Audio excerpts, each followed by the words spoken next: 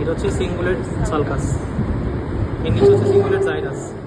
এই কর্পাস ক্যালোসামের উপরে যে সালকাসটা এটা বলতেছে ক্যালোসাল সালকাস, কর্পাস ক্যালোসাম। এটা হচ্ছে lateral ventricle, and the partition is the septum pellucidum. This partition is the septum pellucidum. এটা হচ্ছে থ্যালামাস, এখানে থাকে থার্ড ভেন্ট্রিকল। আর হচ্ছে এই যে ভি শেপ যে সালকাসটা দেখা যাচ্ছে এটা হচ্ছে প্যারাটক্সিপিটাল সালকাস। এখানে ফোর্থ ভেন্ট্রিকলটা কোথায় গেল? এর নিচে, মেডুলার নিচে।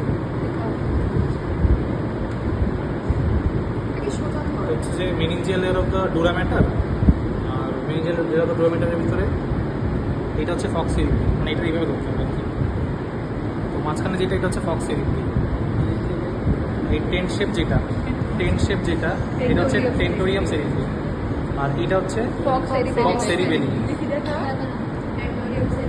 ফক্সেরিবেলি,